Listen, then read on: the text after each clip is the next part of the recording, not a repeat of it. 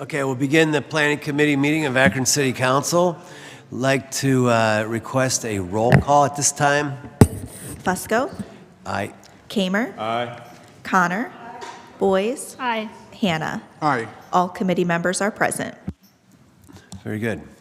I'd like to entertain a motion. We accept the minutes of the last meeting. All those in favor signify by saying aye. Aye. Against? Okay, didn't hear anyone against it. Whoops. So we're going to go ahead and pass that piece. In terms of regular agenda, is there anything? I'm just going to request time on the agenda, short of any questions or concerns. Didn't hear any this week. So we will now move into the new list of legislation.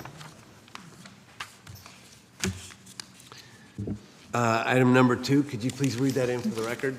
Item number 2 is an ordinance authorizing the mayor or his designee to enter into an agreement or agreements to grant an easement on city-owned property on lot number 20 in Middlefield Township, Ohio, to Middlefield Township, Ohio, for the purposes of constructing and maintaining a well and other facilities and declaring an emergency.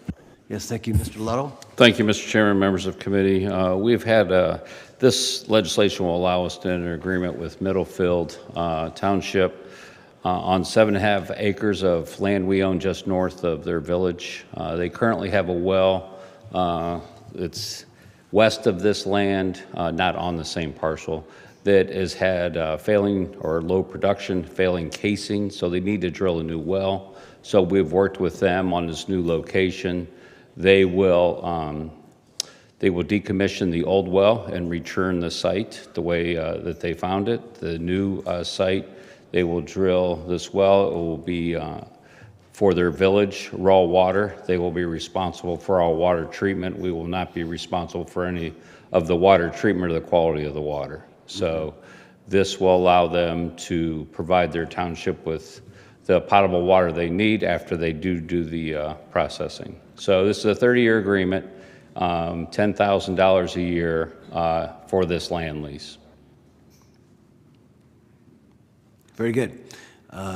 Any questions or comments from any committee members and or council members at this time? What's the pleasure?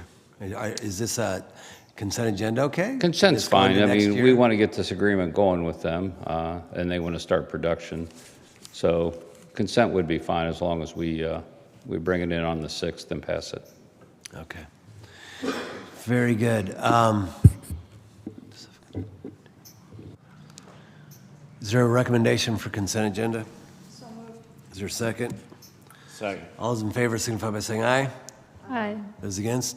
Very good. The ayes have it. Item number 3, Ms. Viviano. Item number 3 is an ordinance authorizing the mayor or his designee to enter into an agreement or agreements with Downtown Akron Development Corporation to provide $50,000 per year for 3 years commencing in 2025 to support downtown economic and urban redevelopment initiatives and declaring an emergency. Yes, Mr. Volleman. Hello, yes, hi. Mr. Chairman, members of the committee. Where is my piece of paper on this? Well, anyway, we had previously established a Downtown Akron Development Corporation with a board of 7 members that has been in place for some time.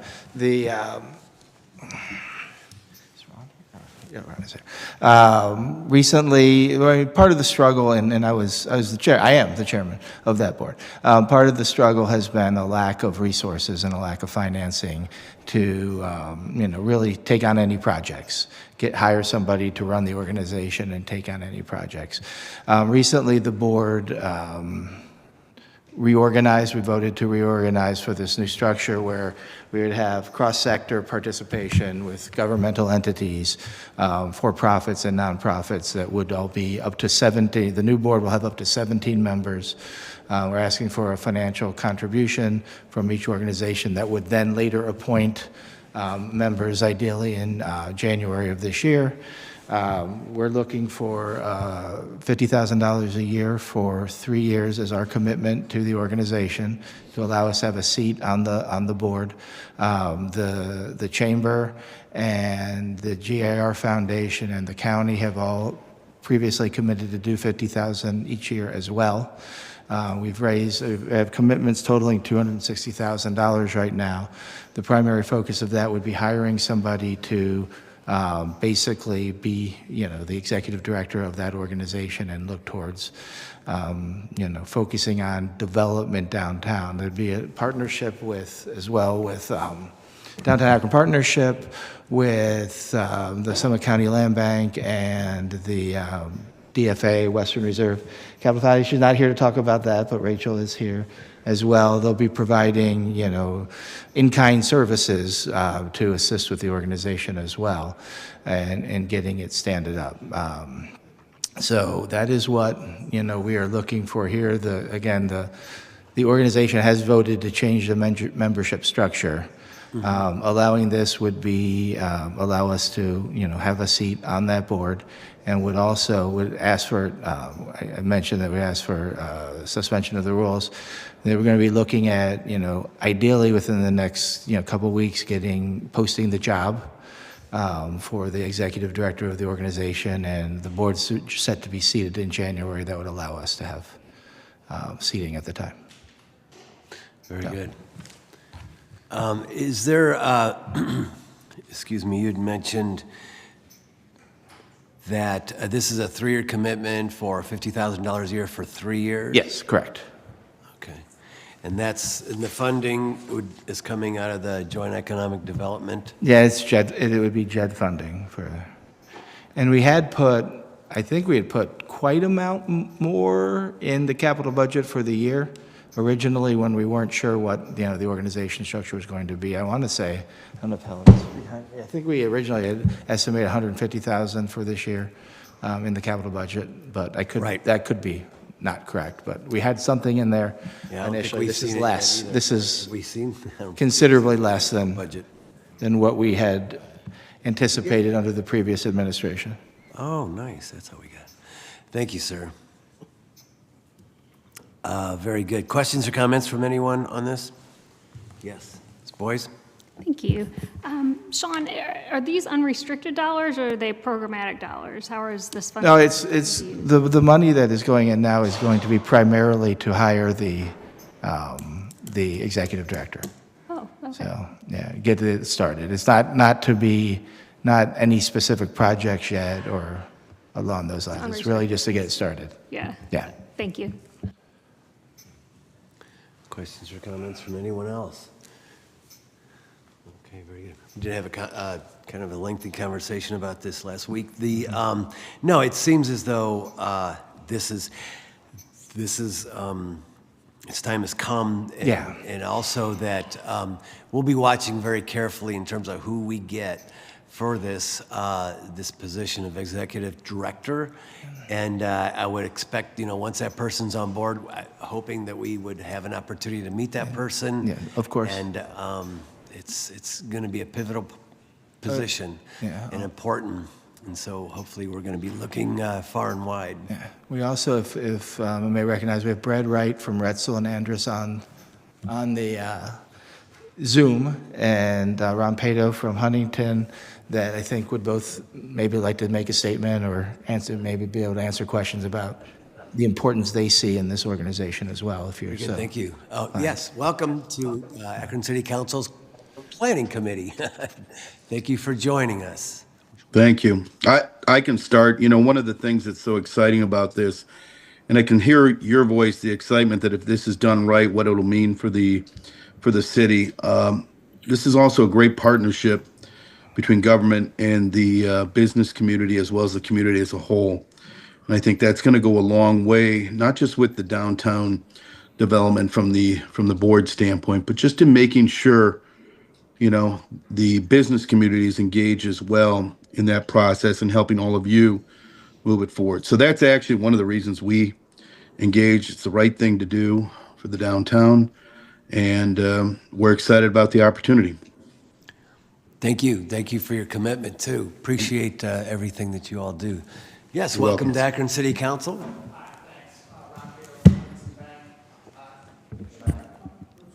Here. Ron Pato from Huntington Bank. Thanks for having me here today. Clearly, Mr. Wright is not charging by the hour because I've never heard him talk that succinctly.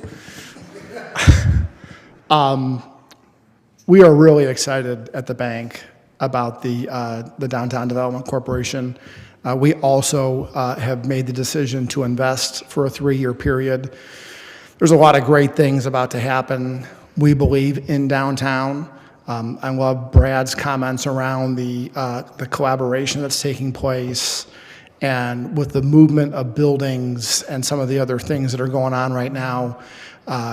Having an executive director that will think about this 24 hours a day, 7 days a week, working with developers, working with the city and the county to make things happen is going to just move us forward exponentially. And we're happy to support and eager to get this person on board and get started. Well put. Thank you so much, as I believe all of us are here as well, in terms of someone focused exclusively on the downtown area. Its time has come, and we are in a transition time in terms of downtown. So I absolutely support this, and would like to ask if there's no other questions or comments from anyone. I'd like to entertain a motion for suspension of the rules with a favorable report. Is there a second? Second. All those in favor signify by saying aye. Aye. Against? The ayes have it. Very good. Thank you. Thank you again for coming and attending our planning committee meeting. Thank you both for coming down. Appreciate you. Thank you. Thank you all. As well as your commitment to this project. Thanks. Thanks. Very good. Item number 3. I believe we're in item number 4, Mr. Chair. Oh, silly me. 4. Item number 4 is an ordinance authorizing the Director of Economic Development or their designee to enter into a contract with Akron Community Service Center and the Urban League for the provision of operating the Minority Contractors Capital Access Program to carry out the intent and purpose of programs under the Consolidated Plan for the year 2024, authorizing payment therefore and declaring an emergency. Thank you. I liked 3 so much I wanted to talk about it again. I'm just joking. Bad joke. Mr. Volleman. Yeah, I think you're all familiar, at least somewhat familiar, with the Minority Contractor Capital Access Program. It's been a collaboration with the Western Reserve Capital Fund, the Akron Urban League, and the City of Akron since 2020. The program supports minority, women, veteran, LGBTQIA, and disabled business owners by providing financial, technical, and professional service support to ensure these businesses thrive and are ultimately successful. The MCAP is the short for it. It offers participants ongoing technical assistance and access to professional service providers through the Akron Urban League, financial support in the form of a credit line from the Western Reserve Capital Fund, or Community Fund, I'm sorry, yeah. And participants also work closely with the Urban League Minority Business Assistance Center to develop capability statements and business plans, obtain other relevant certifications. We look forward to, the city looks forward to continuing our, partnership with these organizations. We're looking for, to make a partnership with $100,000, 75% of which would be coming from joint economic development dollars, 25% would be coming from CDBG, and John Williams from the Akron Urban League and Rachel Bridenstine of the Western Reserve Community Fund are both here and would like to speak. Absolutely. Thank you so much again for joining us. Appreciate your commitment to this project as well, and look forward to hearing from you. Thank you. All right, thank you. Rachel Bridenstine, I'm the Executive Director of Western Reserve Community Fund. If you're not familiar, it is underneath the umbrella of Development Finance Authority of Summit County. I'll just give you a brief history of MCAP and the relationship that Western Reserve has had with the Urban League of the success of the program. So it was started in 2020 in the midst of COVID, and it was a conversation point that we were having before, but certainly COVID pushed that incentive to bring some assistance to our minority contractors specifically. So that implementation came through partners of the city, the county, Western Reserve Community Fund, and then the Urban League were the main partners. But of course, it was through other conversations with individuals that were part of construction industry, as well as the chamber, is really a collaborative effort. And since 2020, we've had 29 participants, which may not seem like a large amount, but for the amount of construction contractors we have in our community, that is a great success, where we were expecting about 7 per year. So you can do the math that we have been keeping with that and growing the program. On top of that, the amount of growth that we've seen of these contractors has been quite impressive, and we could go on for almost every individual, but I will say that there's been quite a few of our participants that have worked the program, both the line of credit aspect as well as the technical assistance piece that John's going to talk about, and they've been able to grow their business to triple kind of gross revenues, things like that, accessing government contracts, accessing commercial contracts. And some of that we've seen through the utilization of a line of credit, which we have super flexible terms, but they use it for contract-specific costs. And we started with an investment of about $500,000, and we have used that 3 times over for our contractors. And really from 22 on. We had a couple usage in 21, but it really has become robust in just 2 years' time, so about 1.5 million of usage of the line of credit, which has impacted about 7 million of contracts. Although that's not the entirety of the contracts that have been accessed through our participants. So I want to voice that Western Reserve is very appreciative of the Urban League and the work that they put into a very a complicated effort from a business standpoint, adding on construction along with business practices, and we are fully supportive of them and look forward to many, many years of working together in this program. Any questions for me specifically on Western Reserve? Not at this point. Thank you. Yeah, thank you. So good afternoon, everybody. I'm John Williams. I am the new president of the Akron Urban League. I became president effective September 3rd, so be kind. The purpose of me standing before you today is to talk a little bit about some of the outcomes as a result of the MCAP program. As Rachel has stated, the MCAP program is under the Western Reserve Community Fund, or WRCF. We were asked to take on the programmatic portion of the program, the training, the development of our minority contractors. We've, as was previously reported, we have 29 participants that have completed it. As a result of those 29, 153 new jobs have been created. Those contractors have received 424 new contracts. And when we talk about the contract value, it's a little over $5.7 million. That number is not, it is more important because it's about 8.9 million revenue that has been a result of the program. One of the things that we are in the process of calculating is what direct impact does that have on the city? There's a 2.5 to 2.9% tax or rate that is being applied, and I'm trying to figure out specifically city contracts, specifically how many employees, so that I can equate that back to you so that you can see the return on that investment on an annual basis. So certainly the support that you've given the Akron Urban League, we certainly appreciate it and look forward to our continued partnership. Any questions for me? Thank you so much. We have bantered about here in City Council about ROIs. quite a bit. And you, before we even ask, you're here with it. So thank you so much for that. And, you know, measuring that and taking a look at it. But over and above and beyond that, I think is the fact of the success. And that's very meaningful. I'm sure we'd like to hear more. Unfortunately, right now, we're kind of under a time constraint, but it sounds very, very good and successful. So thank you for all that you're doing.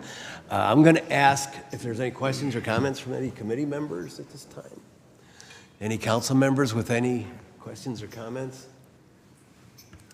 Very good, thank you. Linda Mobian, I see your hand up.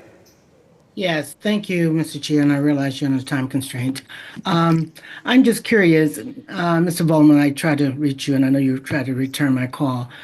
Help me understand what this piece of legislation is going to do. It looks like it's going to provide $25,000 per year for the next 3 years. Am I reading that correctly, or what am I? No, it's $100,000 for this year.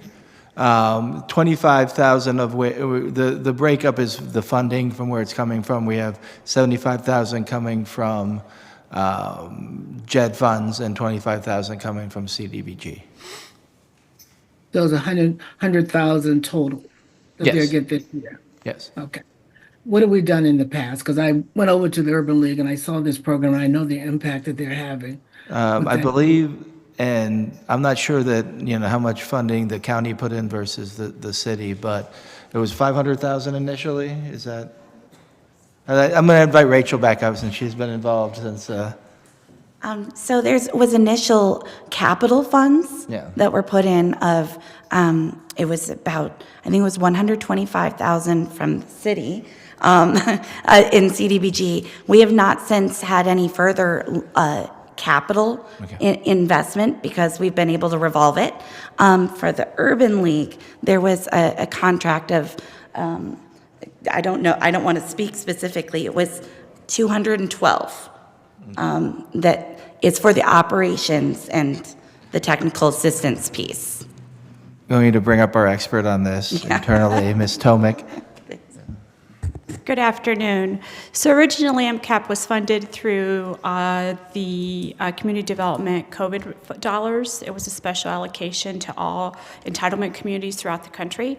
We had funds set aside for a revolving loan fund, capital dollars or operating dollars to Western Reserve, and also to fund the MCAP program through Urban League. I believe there were two contracts. One was for, as Mr. Williams suggested, $200,000, and I believe the second one was approximately $400,000. I'd have to go back and check our records. Very good, thank you. Thanks. I'm always trying to find more money. That's what I'm trying to do, to support these programs, because I know the work that they're doing. I went over and I met with the staff, and it's quite impressive what they've done.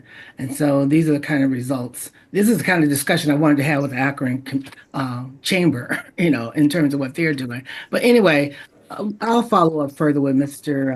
Volleman and with Susie. Thank you, Mr. Chair. Thank you. Good question. I do have one more, if you don't mind. And it seems as though we hear this from time to time, but you're kind of on the front lines. And is the biggest hurdle out there for these entrepreneurs?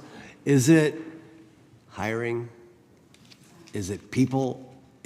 That's what we hear and we read and we see and.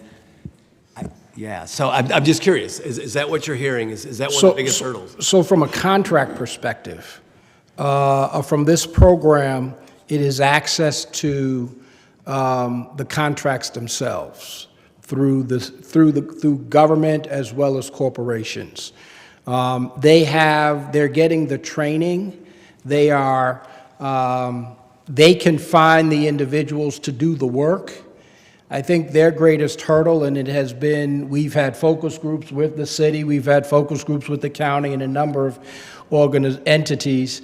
Theirs is access to the actual jobs, to the contracts themselves. Gotcha. Yeah. And so you're not really hearing a whole lot about the employment piece? We're not. We're hearing more the access to the contracts yeah. themselves. Yes. The actual business, I understand that, Yes. Lisa, but just seeing how you're in communication with these folks, sometimes they. Quickly add that labor, right, labor. Excuse me, could you come to the microphone? Those that are online won't be able to hear you. Yes, Thank I'm you so sorry. much. Labor has not been an issue, but we have seen admin of hiring of our contractors being able to access people to do part-time work or et cetera from an admin standpoint, because that also means that their hires need to know a lot of the construction industry pieces like that have been voiced as an issue. Good, good. Thank you, thank you, thank you. Very good. Further questions or comments? Suspension of the rules, right? Yes. Is there a second? Second. Okay, all those in favor signify by saying aye. Aye. Against? Very good, the ayes have it. Thank you so much. With Thank that, you we're again. adjourned. Thanks. Happy holidays. Thank you, thank you. Our next committee today will be the Public Service Committee, and it will begin at 2 o'clock. Those committee members are Kamer, McKittrick, DeShazier, Bolden, and Lombardo. Again, that's the Public Service Committee, and it will begin at 2 o'clock. Thank you.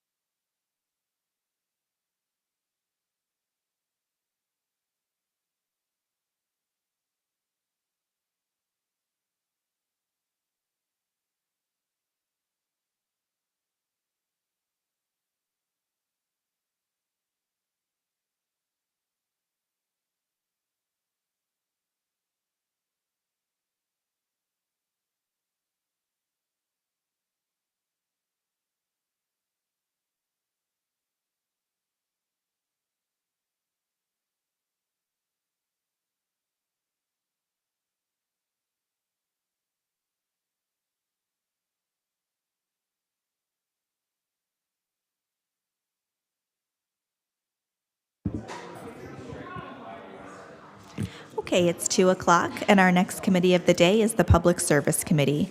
Those committee members are Kamer, McKittrick, DeShazier, Bolden, and Lombardo. We do have all committee members present whenever you're ready, Mr. Chair. Thank you, Sarah. I appreciate that. Yeah, I'd like to call the public service meeting to order, please. All members are present, and we did hold a meeting last Monday, and I would like to get approval of those minutes, please. So moved. Second. All in favor of the minutes? Aye. Aye. Anybody opposed? All right, well, thank you. We do have just one piece in front of us today, and it's an ordinance authorizing the Director of Public Service or his designee to enter into a contract or contracts after publicly advertising for bids for topsoil and grass seed installation as part of the 2025 Lawn Restoration Program and declare an emergency. And we have our very own Service Director, Chris Ludlow, with us. Chris. Thank you, Mr. Chairman, members of committee. This legislation will allow us to advertise and bid lawn restorations for water and sewer. So as you know, we've been doing a lot of work, not only with the lead service program, but even with some of our sewer excavations. So from the sidewalk out to the street, the city has taken responsibility of those restorations and repairs, and we bid these on the number of excavations we do. So this will be about a 3-year program that we will bid right after the first of the year. And then in the spring, they will start the restorations. Obviously, if we dig up a lawn strip today to fix a water box or a sewer, it's tough to put down topsoil, seed, and straw, but they will make it level for the winter, and then we'll come back in the spring and we'll do the restoration. All right, well, thank you. I appreciate that. Committee members, any questions or comments for Mr. Ludlow in regards to this piece of legislation? Any other council members that are with us online or in council chambers? All right. Chris, what are you looking at? Consent's fine. Consent? Okay. Committee, is that okay? Move for consent agenda. Second. I have a motion and a second for consent agenda. All in favor? Aye. Anybody opposed? All right, well, that was our final piece for the year, and nothing else come before us. We are adjourned. Thank you. Thank you. Our next committee today will be the Public Safety Committee, and it will begin at 2:15. Those committee members are McKittrick, Kamer, Lombardo, Hannah, and Davis. Again, that's the Public Safety Committee, and it will begin at 2:15. Thank you.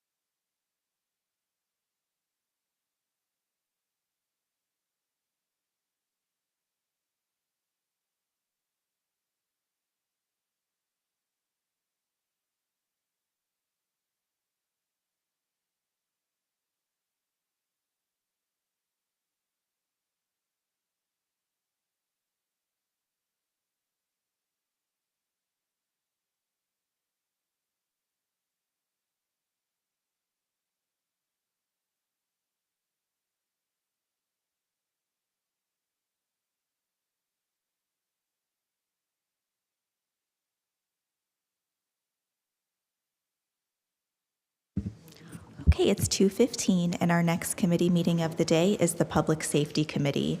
Those committee members are McKittrick, Kamer, Lombardo, Hannah, and Davis. We do have all committee members present except for Councilman Hannah. Whenever you're ready, Mr. Chair. Thank you, Clerk Viviano. We have a piece to come before us today, but before that, I'd like to get a motion to accept our previous minutes. Motion to accept. Is there a second? Second. All in favor, aye? Aye. Any opposed? Okay, the first piece is, or the only piece coming before us today is, we have no old business. It's authorizing the mayor or his designee to enter into a contract or contracts without publicly advertising for bids with Paul Weiss, Rifkin, Wharton, and Garrison LLP for the provision of a comprehensive use of force and community engagement assessment for the Akron Police Department declaring an emergency. Who's going to be presenting today? Mayor? You have the floor, sir. Thank you, Mr. Chair. I'll start, and then, oh, that's loud. And then the chief, and then our guests who are joining us here today. So, good afternoon, committee and council members.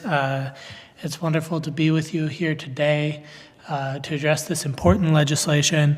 Before I get into the legislation itself, I do just want to recap some of what has come before here. So at the end of 2022, our community voted to pass Issue 10, the charter amendment that created the Citizens Police Oversight Board and also sought to strengthen our police auditor's office.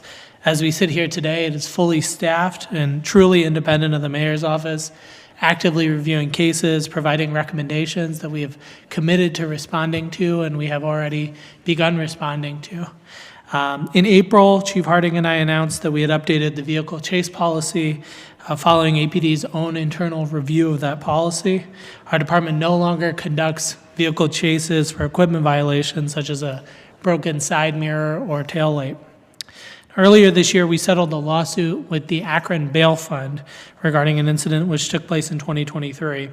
And I've been clear about my intention to work with APD in updating our policies, particularly those around mass gatherings.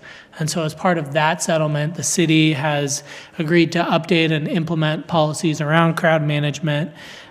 We've been reviewing our policies over the past year, and we have retained a national expert, Spencer Fomby, who is working with us to review this policy. He is an expert in this field, 22 years in law enforcement and 15 years as a police use of force instructor.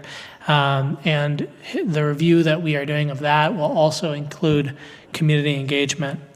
All this year, I've been discussing plans to undertake a thorough review of our use of force policy. This has been a repeated recommendation coming from our police auditor in many of the cases that he has reviewed and had concerns with. It's something I'm committed to addressing, and I believe the action that we want and frankly that we need to see in evaluating our department requires external assistance, requires expertise and focus that will come from third-party independent organizations. As part of that process over the last few months, we've been looking at organizations that do work in this space. And so we have had a number of conversations, and as part of that, this is what we're bringing here to you today. We are excited at the opportunity to work with Paul Weiss, led by former U.S. Attorney General Loretta Lynch, here on the Zoom call with the team from Paul Weiss, to assist the city in taking a deep dive into APD policies and practices to advise on how we can strengthen and improve our department, build trust and mutual respect between our community and law enforcement, and most importantly, help ensure that we have better outcomes in the future, that we make deadly incidents as unlikely as possible, to do everything that we can to make those incidents less likely. We are also going to be working with the team from 21CP, a policing consulting firm that has worked on these issues all across the country. This paired approach with the team from Paul Weiss that can offer insight and advice and strategic perspective, as well as 21CP that has been working on best practices all across the country. We believe that is invaluable, and it will help us create the strongest possible policies and community confidence in those policies. The objective of the assessment will be to review our programs, policies, training, and practices around use of force to assess if there are any inequities or disparate impacts resulting from the identified information, identify systems and practices for monitoring and tracking data, and build mutual trust between the community and APD. We will not be starting from the beginning. There have been reports and recommendations over the years. Part of the assessment will include reviewing the conclusions and progress on prior reports, including the 2011 Police Executive Research Forum PERF report, the 2021 Reimagining Public Safety Committee report from this own body, as well as the city's Racial Equity and Social Justice Task Force report. We have been working on implementing those recommendations. Another recommendation that was recently implemented by this council is purchasing body cameras for the SWAT team and for our uniform narcotics officers. The team with Paul Wise and 21CP will also be involved in the process of engaging stakeholders in the community and within law enforcement. They're not conducting any investigation into a specific incident, but may review past incidents for context. The stakeholder engagement will include APD leadership, rank and file within the police department, as well as the police union. We will have public citywide engagement sessions, as well as specific smaller focus groups with stakeholders across the community. We want all voices to be at the table in this deep dive into our policies and practices. We want this to truly be something that the community can move forward with and implement. Before I continue, I do just want to acknowledge that I'm sure there will be questions raised about the cost. And I understand those, and I'm sure we'll have a discussion around that. What I will say, though, is that I believe that we have a moral responsibility to do this. We also have a financial responsibility to our community to do this, and to be as proactive as possible as we can in making sure that we have the best systems possible. And a lot of people have asked me what change means. I believe that improving our policies, practices, and culture around use of force is the step that we need to take in that regard. It's not about conversations for the sake of conversations. It is about changing our system for the better. It will not happen quickly, but it is something that we need to embark on now.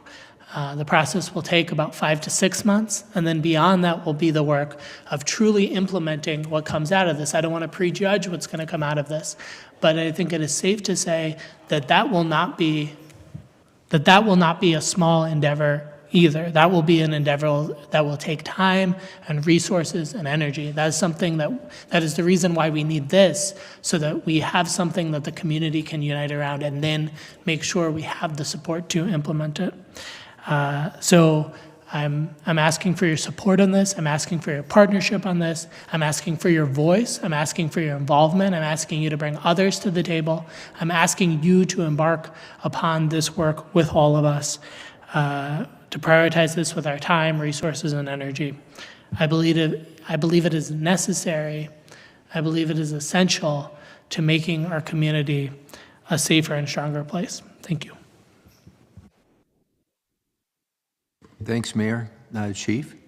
Yeah, thank you very much, members of council, chair. I also support the mayor's vision on this, and we've been talking about this collectively as a community. I know myself and our department are looking forward to working with the team from Paul Wise and 21CP to evaluate where we currently are with our policy and training and around our community engagement and perceptions the community has of safety in Akron.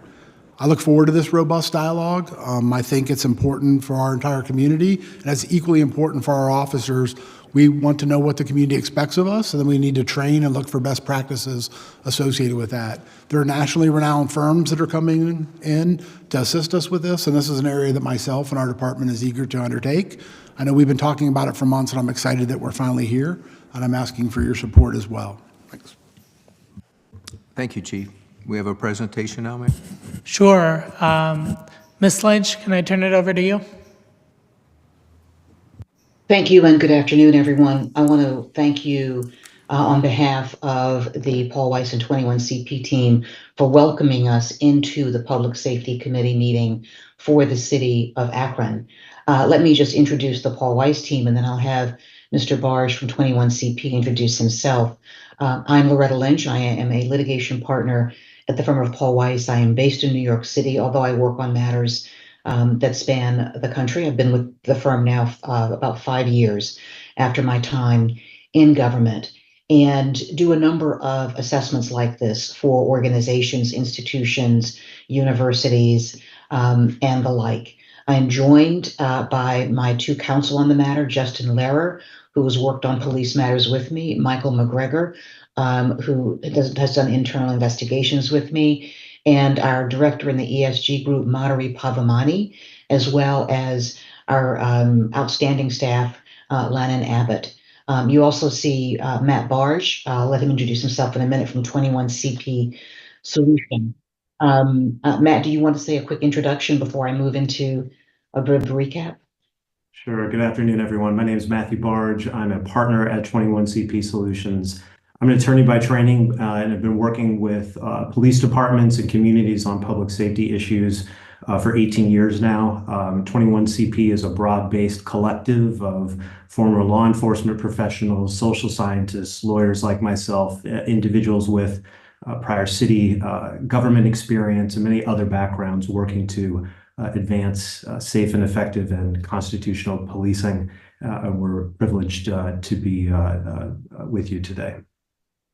Thanks, Matt. I also want to thank, in particular, Mayor Malik and also Chief Harding for their support of this review and for reaching out to us to begin discussions. We have greatly appreciated the chance to speak, not just with the mayor, but with his team, with other members of the city council.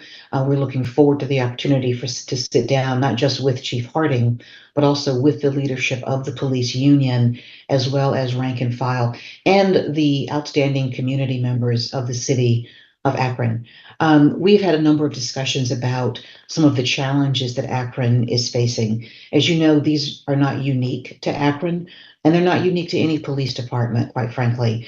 It is, however, very gratifying to see the commitment from every group with whom we have been privileged to speak towards working towards a better understanding of how the Akron Police Department can ensure that they are using best in practice trainings, policies, procedures, and the like, and also the commitment to make sure that the community is involved, not just in knowing what those ultimate trainings, policies, and procedures are, but that the community voice is heard with respect to any of the issues that have developed recently.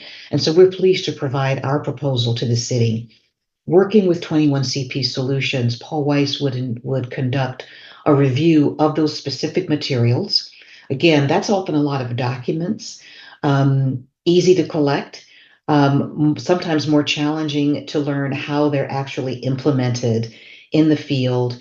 And frankly, the discussions with officers are important there because they can tell us what's effective for them and what types of trainings and tools they feel would be helpful in both enlarging their community engagement footprint and making sure that the community understands them and that they understand community needs. And so one of the reasons we partner with a policing consultant is to have the depth of background that a firm like 21CP brings to the table. Many, if not most, of the principals are, as Matthew is not just a lawyer, but many are also former police chiefs from more than one jurisdiction. They have been steeped in community policing, but also the hard work of policing over the years and over many jurisdictions. And they are well equipped to help us completely and fully analyze the current state of practices, procedures, and training and policies, and also the recommendations that we make, ensuring that they are, frankly, appropriate for a police department of the size of the Akron Police Department, that they are implementable, for lack of a better word, and that they will in fact provide what everyone I think on this call wants, which is continued strengthening of your police department. The community voice is vital in these types of reviews. I will tell you that the one I did most recently was in conjunction with the New York State Attorney General's office, who was reviewing NYPD actions post 2020 protests following the death of George Floyd. And there were a number of challenging things to review there, a lot of evidence to gather.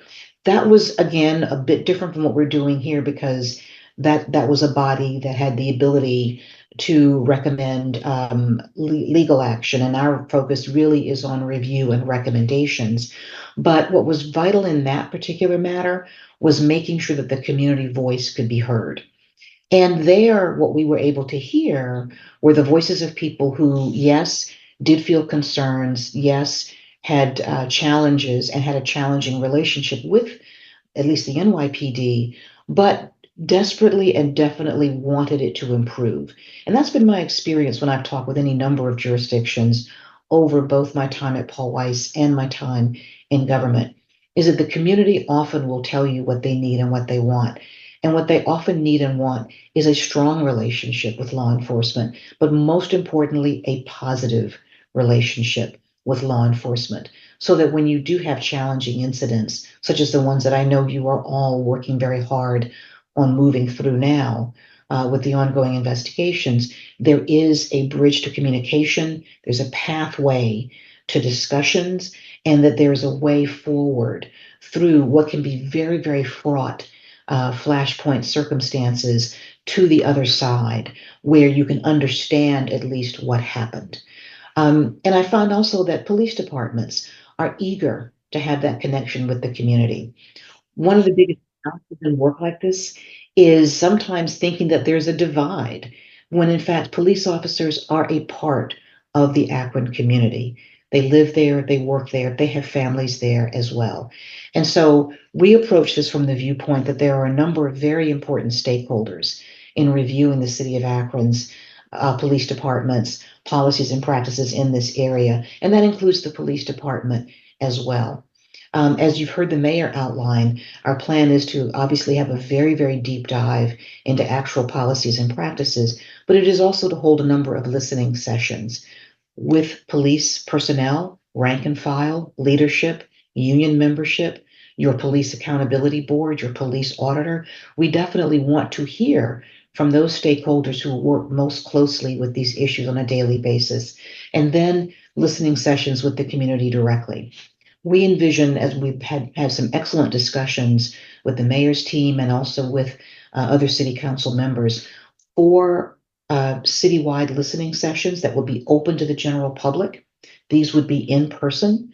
We would work with the mayor and the police department on the best locations to make sure that we are in areas where people can come to and can feel free and open to raise their concerns. And then looking at the number of specific groups that often speak on these issues or have raised concerns about these issues. For example, the NAACP, the Urban League, a number of community boards, faith leaders, some government leaders, setting up 4 additional listening sessions to group those groups together so that we could make sure that we are not missing any important voices in this. And certainly, of course, we would hope to hear from city council members who have views and concerns. We know that you too are very focused on making sure that there is a strong and effective relationship between your police department and your community. At the end of that, and as the mayor noted, we are anticipating a 6-month timeframe for this, hopefully a bit less. And that is to simply manage, just again, the document review, the in-person engagement, and then working together with our consultants, we anticipate providing this entity with specific recommendations that will be built upon what we have learned and what we have seen and what we have observed, as well as looking at best practices that are currently in policing. And I think that our goal is to work with the team of Akron City Government and Akron PD to enhance what we see as already a very strong commitment to positive community engagement. We would, again, be working with a small team. You know, we would need someone designated from the police department, for example, to help us gather documents. Someone within the mayor's office to help us, again, make sure that they know where we are in terms of tracking our timing, scheduling our community engagement meetings, scheduling our law enforcement engagement meetings. So we'll be working closely with people on the ground in Akron, and you will see us there. We intend to be there in person. I've always found that one gets the best read of agencies and cities when you sit down and you engage directly with people who are steeped in the issues, the history, and who have the greatest stake in improving things. And so we're looking forward to working with all of the city of Akron in this endeavor. I want to stop now and see if Matthew has anything to add to the presentation, and then make sure that we give you an opportunity to raise questions, concerns, any issues that come to mind. Thank you. The only thing that I would add is just to emphasize, as Ms. Lynch noted, that 21CP includes a number of individuals with extensive law enforcement backgrounds, people who have led major police departments, people who have worked the job, people who have been involved in needing to make critical decisions about use of force when they worked on patrol on the beat. And so we approach these issues in the engagements we have across the country, certainly from the perspective of what is required by law and what is working in other agencies, but from the perspective of a number of individuals who have experienced the things that the job of policing entails, and who have learned about approaches in terms of policy and procedure and training that can work to provide guidance to officers to police in a manner that can be consistent with what we hear from the community their values may be. So we would hope to bring the perspective of real world policing, as well as our experience and expertise in assessing use of force from across the country, and really bring to Akron what has worked well for other jurisdictions and what can work well in Akron based on its unique communities and values and history. And we look forward to doing so. Thank you, Matthew. And just to round up, what I'll note also is that obviously we would be an independent review of these important issues. And one of the reasons why it's important to do that through a legal lens is, even though we would not be engaged directly in any of the litigations that the city is dealing with as a result of some of the challenges that you've had recently, sometimes these reviews do get pulled into those litigations. And so you do want to have to work to preserve legal privilege as much as possible. Now, a lot of our work is going to be very, very public. That is certainly true. The public engagement sessions and the like. But there are sometimes occasions when we're working on a matter and someone may bring something else to our attention that we need to refer to your legal department. Maybe it touches on a case that's already being handled by them. And we want to make sure that we can do that in a way that gets that information off of our desk onto the desk of the legal team handling it, but that doesn't pull us into the litigation as well. And so again, not assuming that this matter is going to lead to litigation at all, but we are always cognizant of maintaining the legal privilege wherever possible.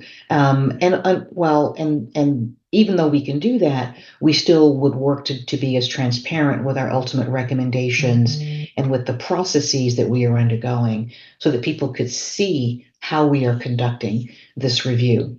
But some people sometimes do tell us very sensitive things. They may ask to have a meeting in confidence. And so, we want to be able to maintain that privilege so that those sensitive matters can be handled in a way that enhances the review, and can sometimes protect confidentiality of people who may have questions about coming forward or their names being used. And I say that again, even though most of our work is going to be public, that does come up from time to time. So with that, I do want to, again, be mindful of your time, make sure that you have all the time that you need as a committee or anybody else who's present, again, the mayor and police chief Harding, to ask questions or raise concerns or continue the dialogue. And we really want to thank you again for thinking of this group. It's very meaningful to us when institutions that frankly are dealing with these issues that are so important, not just to civic life, but to the personal life of the people who live and reside in Akron, turn to us and ask for our assistance. And we don't take it lightly. We truly do not. It's really a privilege for us to be able to work with you on such an important matter. Thank you for joining us today, and thanks for the presentation. Mayor, you look like you were reaching for your microphone. Did you have something else? No, just I thought I would just make sure that our co-sponsors have a chance to speak if they'd like to. Councilwoman Davis, President Somerville. Thank you. After I agreed to sign on to this legislation, after doing my due diligence and looking into CP21, the Weiss law firm, the depth and breadth of the knowledge and skill set that they could bring to Akron is unmatched, okay? And CP21, I believe, has operated, that I'm aware of, in 9 cities throughout the United States, with Cincinnati being close to us being one. And they've also been able to develop policies to help those police departments there, and oftentimes have gone back to assist them in implementing those policies. So that is, in my opinion, you know, something that is critically needed here in the city of Akron. And Mrs. Lynch has a history that's steeped in civil rights. So she understands these systems and what we need to do to break barriers in these systems. So that's a plus. And the Weiss law firm is a very reputable law firm that has distinguished awards throughout, you know, the global society. But more importantly, what I was impressed with is that this year they opened a center for, I couldn't get it up on my phone, but it deals with civil rights. So it's a focus just in their organization on civil rights and moving things forward. But then when I look at the dynamics of the particular committee that you're asking us to approve, I've never seen those dynamics before, and we need that at this point in time. And I know it's costly, but in my opinion, the cost-benefit analysis outweighs anything else, and I am on board with this. Thank you, Councilwoman. President Somerville? Thank you, Mr. Chair. And I just want to thank the team for taking the time to be here and presenting on today. The very first thing that I do want to say and make very clear, and I've said this before, it does not matter how much money we spend or how many policies that we put down on paper or practices. We could have the best systems, the best policies, but it is really all about accountability and making sure that officers are held accountable. I do believe that we have a really great opportunity here moving forward to really look at how we can create some best systems and policies. One of the things that I do want to make sure, you know, as we move into this process, that we understand that we do have a great talent here in Akron, and wanting to make sure that we're tapping some of that talent to help us in this process as well. And also, another thing I want to speak to, just the price tag. It is a lot of money, but I see it as an investment. And I shared this with Mayor, and I want to just share it again publicly. You know, if in fact, you know, we are going to take this step and we're going to make this investment, which really is going to create the framework, we've got to really make sure that we have someone in place that can make sure that all of these recommendations are carried out, you know, and would really like to see the public safety director come back, right? Because again, that is something that is too much for you to do as mayor, and it is too much for the chief to do as mayor, but someone who can really make sure that this investment is it's being carried out, right? And that we're making sure that it's being implemented. So again, I am in support. I've also kind of shared with the mayor, I know that there was a desire to pass this on today, just asking for time. I think the community is going to be playing a great role in this process, and I think we need to give community in the very beginning time to ask questions. I know that we have some community members here who have some questions. I know that we do have policies in place where, you know, you would have to have asked and gotten permission from the chair prior to. So that's up to the chair, but I am asking, I do know there are some community members here who do have questions. I don't know if that's okay, if the chair will grant an opportunity for them to be able to ask some. Thank you, Council President. What I'd like to do, first of all, and we'll see how long this goes, I'd like to open it up to the committee members at this point that may have questions or comments. Any committee members? Sure. Okay, Councilman Kamer. Thank you, Mr. Chairman. I appreciate the opportunity. I have a few questions, but I also want to start off with what President Somerville said is I didn't even think about that as today, as I woke up and started thinking about the meeting, is the safety director. That is a very important piece that I think we are missing, that we've had the opportunity to have in place for many years. So I do like what you said about that, and I think we need to go back into that direction and maybe potentially hire a safety director. So the funding source, I would like to start off, hopefully I can get a couple of these questions answered, but the funding source, where's this coming from? And I'll start off there first. I would like to know, please. Mr. Wheeler can address this. So this is a funding source after careful analysis and consideration that we do believe that we can fit within ARPA and specifically the general operating budget that we had previously set aside funds for. Thank you, Mr. Chair. Can I continue? Well, thank you for that. So if this comes out of ARPA funding, I would like to refresh my memory. What are some of the programs or money spent out of ARPA? What have we spent some of that money on? I would like to know, if possible. Sure. I think we had the presentation last week, but certainly the community centers, pools, the home repair program, the lead service line replacement, a lot of grant money towards violence intervention and prevention to nonprofits for the work that they're doing. You know, a lot of the ARPA money has been designed for one-time expenditures. And so as we're concluding ARPA and there is some, additional money that, some things have come in under budget or some things, have not entirely moved through, there is some one-time money and this assessment that we think is one time. I think the one thing that I want to acknowledge and that I think we need to not hide the ball on in any way, shape, or form is that whatever comes out of this needs to be implemented, and there will be a price tag, and a significant price tag likely, as part of that.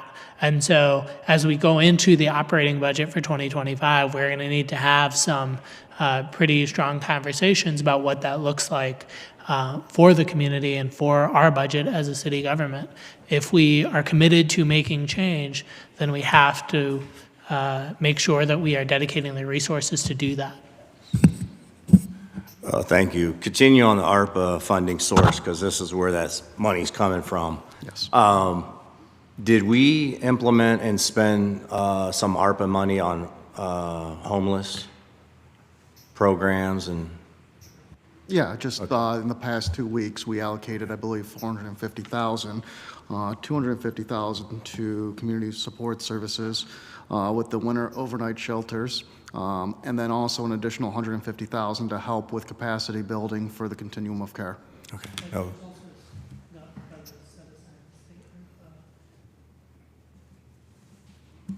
state ARPA? There's also money that has been set aside for homeless efforts over the next several years. Okay. Mike?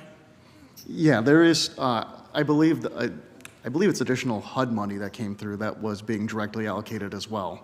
So that was passed a few weeks ago by City Council as well. I do not remember the monies offhand. It is a separate program. Okay, I appreciate it. And where I'm going with this is obviously, Chief Harding, I appreciate your support and backing this. And I know we have our FOP president in council chambers, and they're supporting this, backing this. But as legislators, money, we have to make sure that we are moving forward with the best decisions with our money. And obviously, with this coming out of ARPA dollars, $768,000, there are potential questions that will come where could this money go to, homeless programs or some other program. So as a legislator, that's something that I have to really think about and consider. I do agree, like I said, with Chief Harding, and that we do need to move forward with looking at our policies and best practices, and I think it's good for our city, but it's the price tag that sits right in front of us legislators as city council members that I have to make sure that when I go to vote in favor or against this, that it's the dollars. And I know ARPA dollars has really helped the city out, but when we're talking about home repair programs and combating homelessness and some other things, that weighs on my mind. So, like I said, thank you for the opportunity to ask the questions. And like I said, I appreciate Chief Harding and the FOP president being behind this, but that price tag is pretty hefty, and that's something I'm going to have to consider and think about. So thank you. Yes? I would like to say, to really echo the mayor's point, that the ARPA funding and one-time projects like this, that's one of the reasons we're strategically using ARPA. And with the ability that we have to use a little bit of what we set aside for general operating expenses, I think this is a very good use case for that scenario.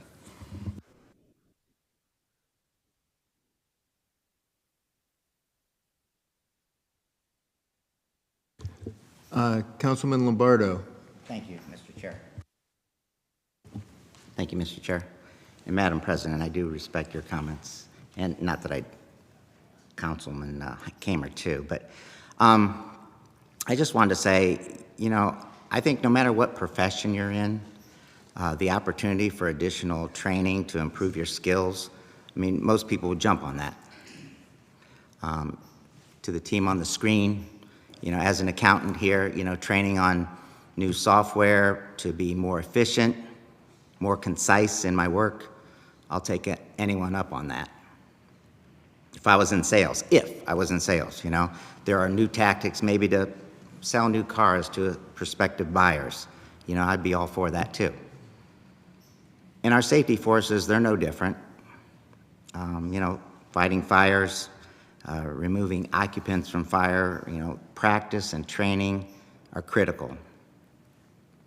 And with our APD, certainly the more practice with street crimes, de-escalation techniques, why wouldn't you take up the professionals on that? But let me say this in regards to the legislation in front of us today. Isn't it a little bit premature, to our men and women in blue? What crimes have they been charged with? And is this the only option on the table for us? $640,000 for training with an additional 20% contingency. I don't know if anybody's mentioned that. So this price tag could balloon to $768,000. What's the Akron Police Department getting for all this? And I thought I just heard something about a 6-month time frame. So there's not a cheaper, but just as effective option out there. I do think the average taxpayer would have, they can't be happy with this additional expense. So not only am I have a problem with the high cost as much as I have a problem with the real cause on the street. Isn't it the guns? Like, aren't the guns the problem? Isn't compliance, citizen compliance with the law the problem? Why wouldn't we throw money into those issues instead of what we're doing, pointing the finger at the men and women that put their life on the line every day for our safety? You know, I got some stats here that says the count of weapons recovered by month. And for the year, let's just talk about the year 2021, 1,280 guns were recovered on the street. You don't have to do the math, I did it. That's 3.5 guns per day. And, you know, in 2024, I could say this, well, I am going to say this, but I really don't mean it. Chief, in 2024, 952 guns have been recovered. We're down almost a percentage. Not good enough. I could say that. You know, why don't we throw money into more tactics to retrieve guns on the streets? So maybe I'll say more tonight regarding transparency of all this legislation, but, you know, I'm sorry my city emails aren't tied to my hip every day, Mayor. Had I not watched the news over the weekend, I wouldn't have known this legislation was coming. You know, we did get a press release at 6:15 on Friday evening. I think I was out to dinner, I don't know. But the actual legislation came to us at 10:15 this morning. So, you know, I heard about community engagement, but this is after the contract that will be signed. But, you know, there's going to be community engagement on the city logo. There's going to be community engagement on the capital budgeting process. But, you know, I don't know. I guess I'll just end with, I think, just be careful what we wish for here.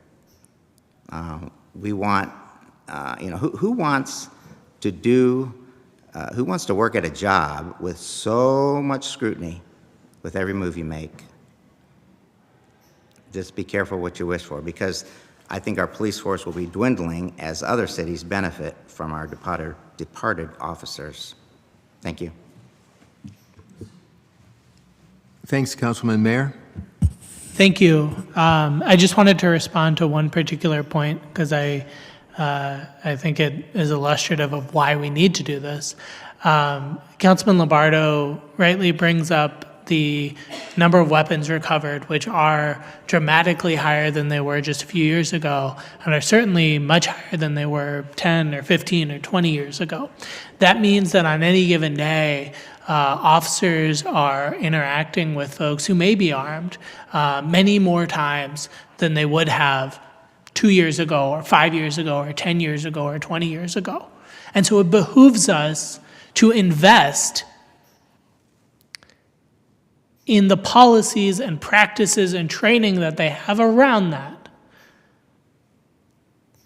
And people are demanding that we do that. And it is not to scapegoat anyone. It is to say that we need to have the best system we possibly can, right? It is not to wait until a tragedy. It is to do everything we can to proactively prevent a tragedy, and not to try to do it on the cheap, not to try to get a deal on it. We have an $800 million budget for this city.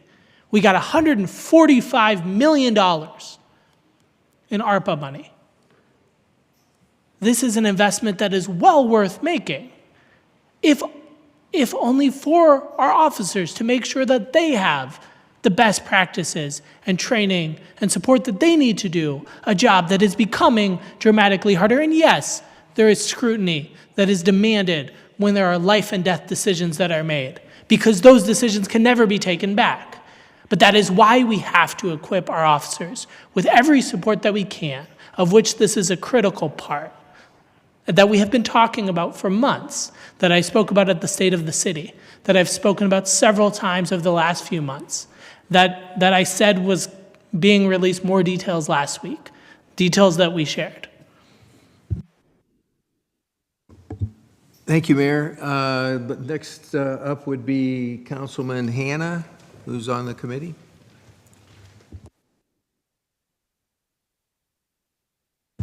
Thank you, Mr. Chair. I don't get it. I've not heard anything about police reform. what happens if something happens before the study is complete? I thank God that it wasn't the summer months that the young man, Jalen Turner, was killed, because had it been hot and the masses of people would have been able to get out and demonstrate, we would have had another Jalen Walker incident where they would have torn up downtown Akron. We need a solution now. We need de-escalation now. We need to change the mind of the police department as far as how they respond to certain calls in our community, in the Black community specifically. The community have been crying out ever since the Jalen Walker's incident. They've been crying out for police reform. They've been crying out to help us so that we won't have those kind of tragedies in the future. One thing I can say is that the police are not required to live in our communities anymore. So that means that they don't have that connection with the Black community anymore. And that's what's missing. Hopefully, this study will try and bring us back together. We won't be able to change the rules and regulations because they're not required to live in the city of Akron anymore. But I just hope that the study will bring back something that's positive for the community and also the Akron Police Department. And we need that now. Thank you, Mr. Chair. Thanks, Councilman. I'll go back to Jan Davis since she's on the committee. Mr. McKittrick. Oh, I'm sorry, Chief. Thank you for the words. Thank you for also the other stuff there. I think it's important to note that we're not waiting for some of that. We've already done some training on ICAT, which I know we mentioned before. That's going to be rolled out starting in January, late January and February, which is an additional 12-hour de-escalation training. We came from the Police Executive Research Forum, so we will be rolling that out to our entire department as part of our yearly in-service starting next year. Our officers also receive de-escalation training. To Councilman Lombardo's point, we're always looking for best practices, and we're not going to wait. But I do think it's important to have a roadmap and look for best practices as we implement things. As we take an officer off the street, every day of training, which we're very much interested in doing, we have to backfill that with another officer to respond. So I think understanding and being aware of the best practices in law enforcement, the best policies and procedures and what the community wants them to be, and then training to those is imperative. But as we train to those, I think we need to have a roadmap and a strategic plan to do that. But I did think it's important for you to note that we are not waiting until this is done. We are doing additional training as well. But thank you. Thank you, Chief. Councilwoman Davis. Thank you. I just have a question for the mayor. Is there a possibility that we could have outside organizations support this financially? I mean, the Greater Chamber just received, what, about 50 million?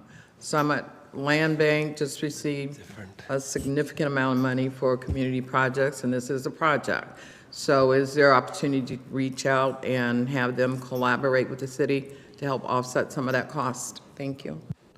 I think when it comes to this project, I don't want us to wait in terms of getting this use of force review underway. It has taken several months to, solicit perspectives and to settle on who we would like to move forward with.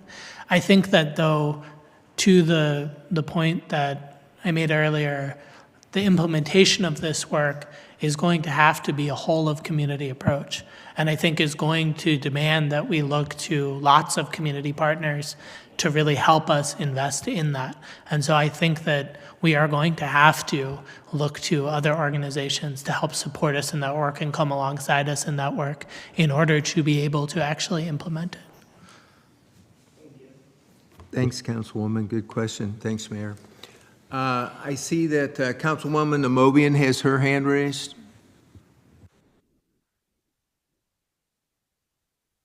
Thank you, Mr. Chair. Can you hear me okay? Yes. Thank you. I just want to recognize that I don't see this as a panacea for anything. I think this is something else that we can do. I think when we read the mayor's press release, we he identified all these different organizations and groups that have done some form of assessment or engagement in our community. And I also want to acknowledge the fact that our men and women in blue, I don't think anybody gets out of bed and plan to hurt or harm anybody when they start to work. This is just as bad for them as it is for us when these things happen. But we need to recognize that we have a real problem in our community. We've had too many, and unfortunately, too many African American boys and men killed over the last few years. And there's a problem there, and I've acknowledged this myself in council meeting, that we have an issue that we need to address. And again, I don't think anybody is getting out of their bed planning to kill anybody, black, white, or brown, but we have in too many of those situations in our community. We do have the fortunate skills and experience of Officer Anthony Fennell, the independent auditor, who I think was a great choice by the independent board. So I'm happy for that. And I know we've acknowledged all these other priorities we have as a city, and that's true as well. I can't put a price tag on a life, and we've had too many individuals killed.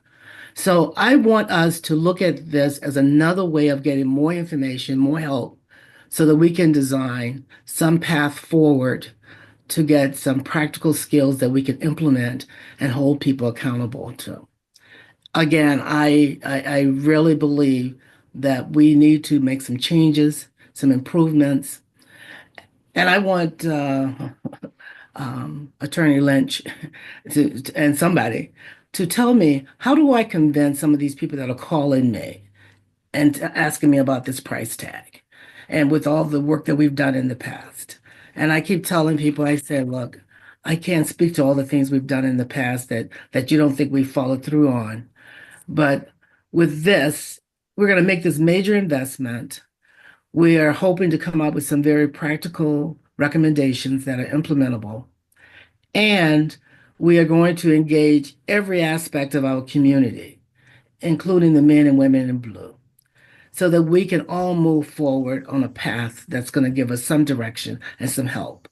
Because again, I don't think anybody, I don't care what color they are getting out of bed with the intent of harming anyone. I think they are wanting to do their job as well as we want them to do it.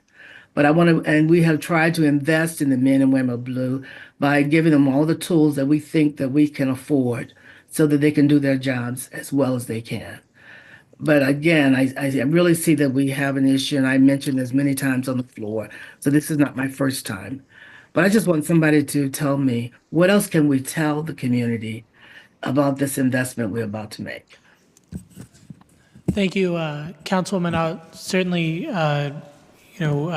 would you like to just first address that by saying that, part of what we are paying for here is two different teams that are coming together to help us do this deep dive and assessment. And between the document review and looking at past reports and progress on past reports, as well as really delving into current best practices, is a big piece of it. And then the second big piece of it is the community engagement. Community engagement, especially around difficult, frankly, divisive issues like this, is really critical. And making time and space for a wide variety of engagement. So engagement in public settings, engagement in smaller conversations, engagement with lots of different stakeholders, engagement particularly with law enforcement, all across the board. I think that in total is what the scope of work here is. Thanks, Mayor, and thanks, Councilwoman Amobian. Do you have something else to follow up with? Just a quick follow-up, Mr. Chair, and thank you very much. If we could be provided with a list of cities that you've done this work with, because I like to pick up the phone and call some council members and get their reaction to the work that's been done in their communities and and their feelings about it or impressions about whether it's working or not. Absolutely. Thank you. Councilman Fusco, do you have something? Yes, thank you. First of all, I want to thank the mayor and the police chief in terms of, I like what a couple words have been bannered about, balance and strategic plan. And I certainly respect the firepower that's been brought to the table on this particular issue. I just have a couple questions, though. One is, and it kind of goes back to what you had mentioned before, Mayor. We have two here, and that's, I'm wondering, what is the roles going to be of the two separate entities here? We've heard about the experience of 21CP, I think, is that right? 21CP. And of course, obviously, with all respect to Loretta Lynch and the law firm there, I understand that this is a very successful law firm. I'm just curious, like, what are the two roles going to be, and why do we have two? Sure. Ms. Lynch, that may be a good question for you. I'm happy to take it, but if you'd like to kind of start by talking about how you designed these two teams. Sure. Thank you so much. And thank you for the questions and your interest in this. It's gratifying for us, the level of care and attention that this body is taking. We greatly appreciate the chance to meet with you and to respond to you. You know, the structure of the engagement is essentially, it will be crafted by the legal team, and that is myself and the Paul Weiss team. In terms of the legal issues we'll be reviewing, we will be relying heavily on 21CP for a lot of the on-the-ground pulling of documents and pulling of materials, because that is more efficient and frankly, from a cost perspective, to have that team work on that than to have a group of lawyers do it. And then, you know, we will have 21CP, again, be leading a lot of the law enforcement engagement with a member from the Paul Weiss team on, as we discussed before, to maintain the legal privilege over the body of work. That is something that, again, while a lot of our work is public, you always want to make sure that you have the option of maintaining the legal privilege should something arise. And then when it comes to community engagement, that will be led primarily by Paul Weiss. And it'll be consistent with the work that we have done, both with other police entities. You know, Justin and myself, for example, work with the Syracuse University Police Department on that review. I've done a number of community engagement work in my time in government and beyond. And again, we'll have 21CP with us there, but we will be primarily leading the community engagement review. We will be conferring on the reviews of policies, practices, training, and procedures, but we want to make sure that the police experts are honed in really with a laser-like focus on that, so that we have the best of those thought processes and practices to bring to bear. I think it's helpful also that 21CP has worked with other cities that have had to implement actual consent decrees. Our work is not leading to a consent decree. I know, as we've discussed, it is not you know, an investigation into specific actions or specific officers. It's not leading to, you know, a legal consent decree that you might see were this being conducted by, you know, your Department of Justice or even possibly even your state AG's office. But their experience in helping police departments manage through consent decrees lets them look ahead, and together we can advise the police department on how our recommendations will be best carried out, how they're more effective. Are there issues other municipalities have seen when they try and implement recommendations? Are there issues other municipalities have seen when they have specific practices?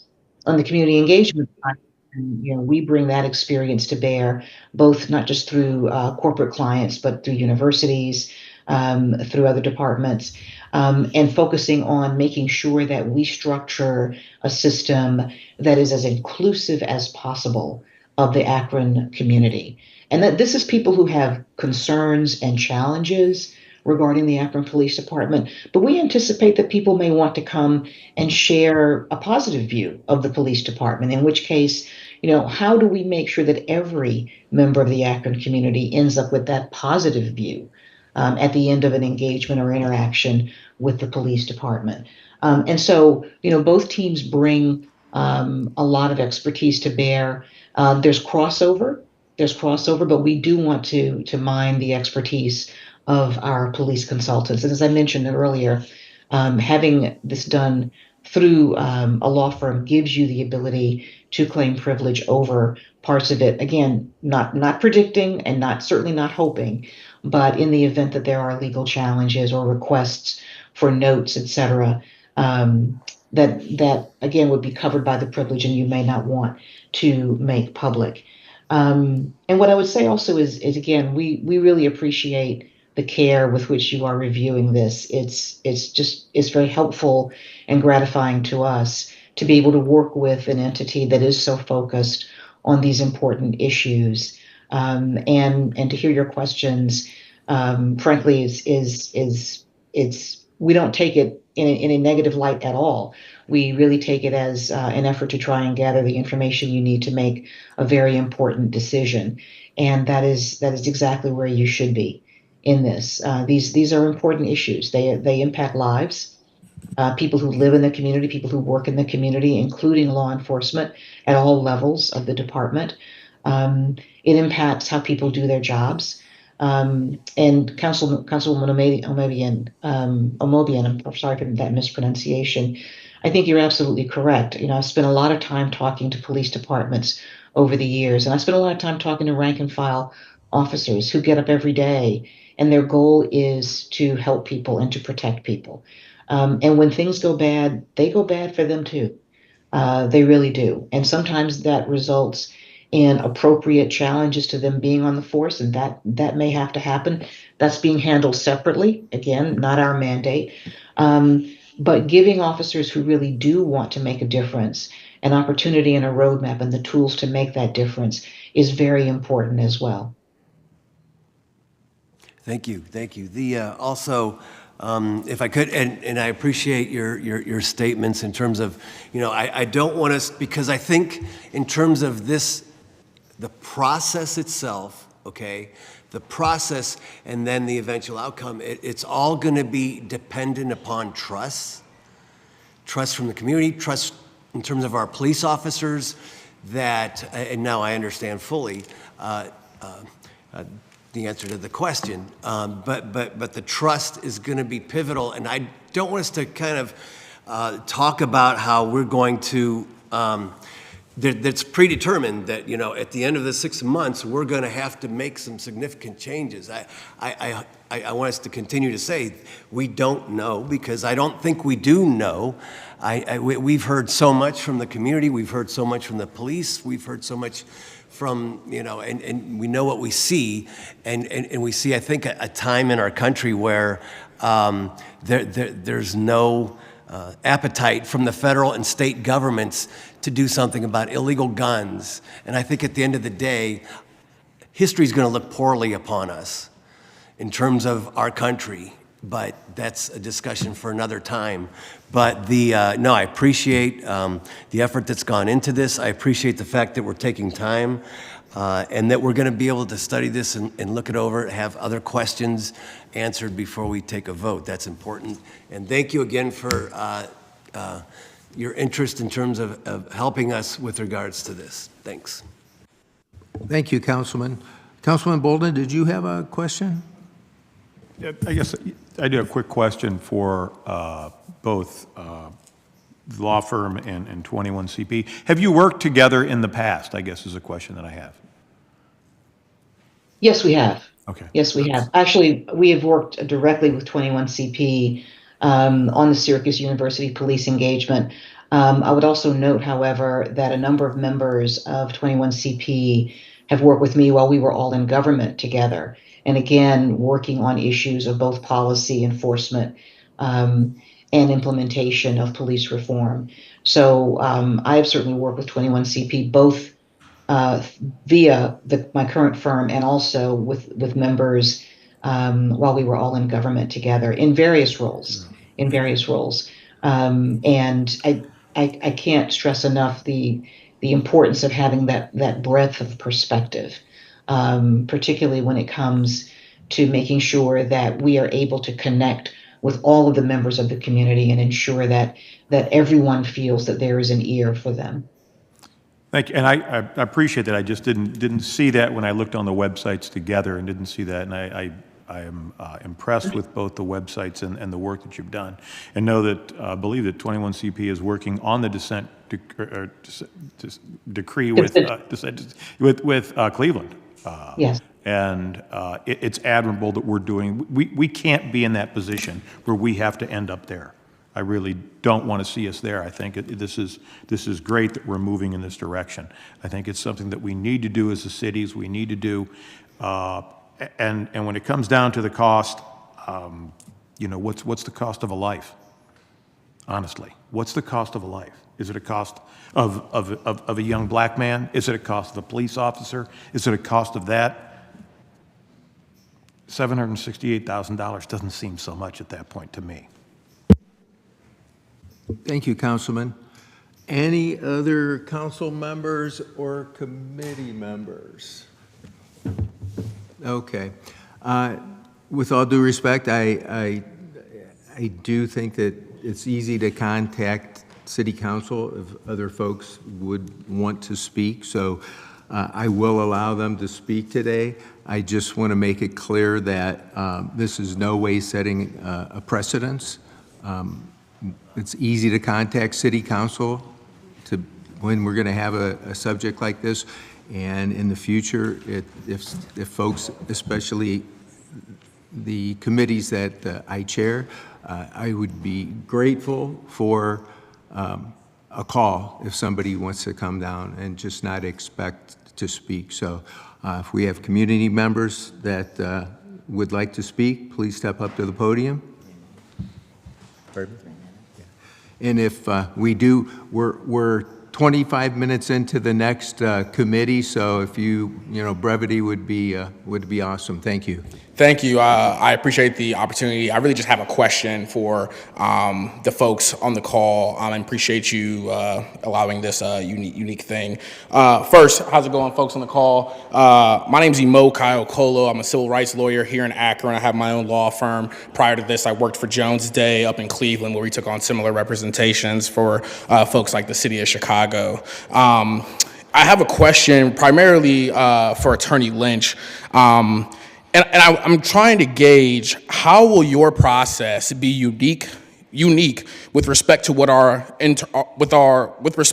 police auditor has done? And I'm going to provide a little bit of context. So our police auditor is Anthony Fennell, and he leads the premier national organization for police oversight. And since being here, he's had community meetings. He's been able to review existing policies. He's been able to review a number of use of force incidents, and he's been able to review best practices across the country with some of his work that he has previously done. And so considering the work that he has done, how is that at all different from what you have just explained to us, outside of the idea that there will be legal protections for privilege with regard to federal civil rights lawsuits?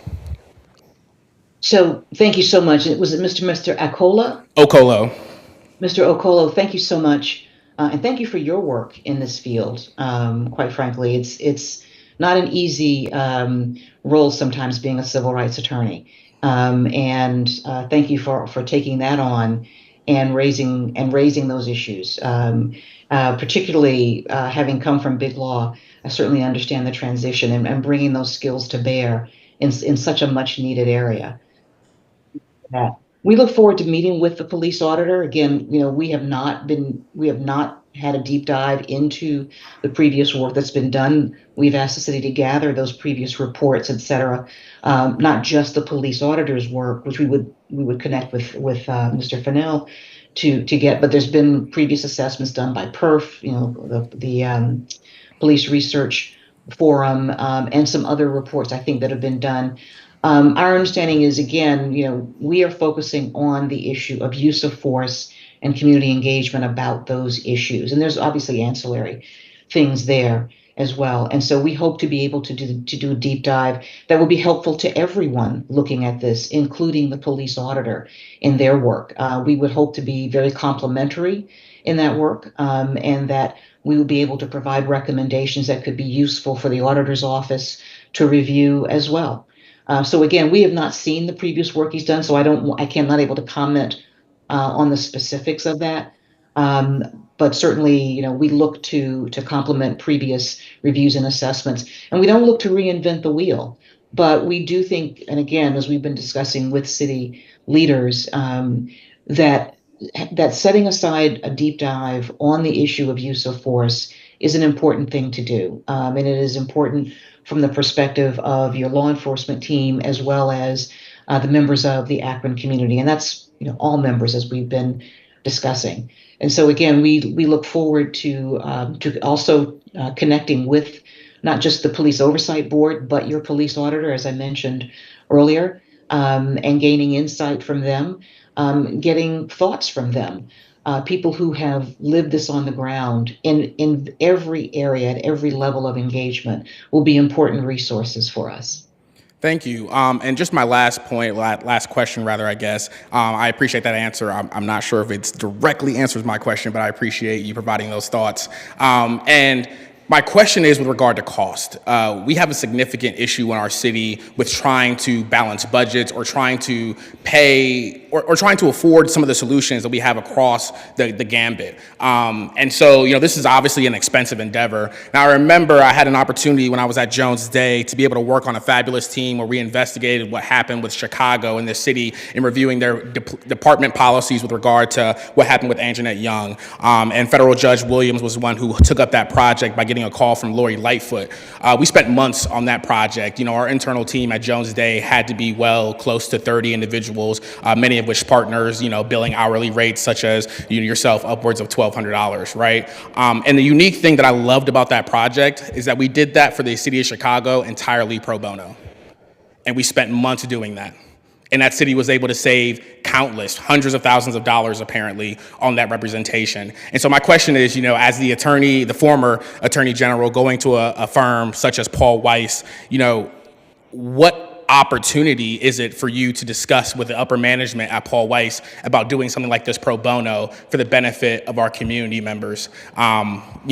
It's not unique that law firms such as yourself, who are billion-dollar corporations, doing this work pro bono. And so has that been in discussion, or what are your thoughts about potentially reaching out to your upper management or upper leadership, or maybe reaching out to other firms to see if they can help cover the cost pro bono? As I know, we've worked with Paul Weiss as well when I was at Jones Day. Yes, and as you know, I've also worked with Judge Williams on a number of matters. Sure. In the teaching and training field, and I'm actually familiar with the work that you all did for the city of Chicago, which was a deep dive and almost an investigation into a specific case, which can take, people often wonder, why do individual cases take so long to come together, whether it's about, the tragic loss of life or injuries sustained or building matters. But those involve a great deal of separate investigation and separate review. And I think that you likely there would have been a slightly different focus there from what we are working on here. And so I would defer, issues of cost and the cost structure, obviously, to city leadership there, except to say that we work as efficiently as we can, always. And we are going to be, having regular check-ins with city leadership, not only on the progress, but on our budget as the matter proceeds. And so, but I certainly, I take your meaning, I take your point very, very well. I would defer to the city on how they handle, reaching out for pro bono versus paying. And again, I think the work that you all did for Chicago was not just timely, substantive, but I believe was very, very helpful to them. But it was a deep dive into an investigation into a specific, very negative incident. Thank you. Council. Thank you. Mr. Chair. Yes. Just to follow up, I do want to note that, as part of our process, there are expenses that come with a lot of this work, and particularly with the community engagement, with bringing people in, teams of people in to have discussions. We could have those discussions over Zoom, but they're going to be less substantive discussions than if we're having them really in person. And certainly, we have been doing an awful lot of engagement this year, right? And we have been coming to all the ward meetings to talk about the capital budget, and we've been talking about other issues.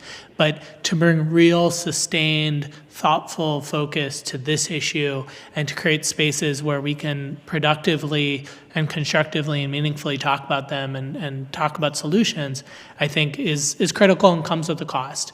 And I think that it's, as I've said, and perhaps I was a little bit too passionate before, I think it is well worth that cost.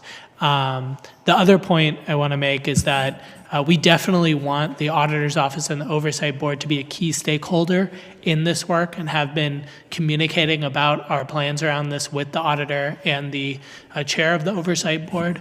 And in particular, a lot of the work that the auditor has been doing is in reviewing specific cases, right?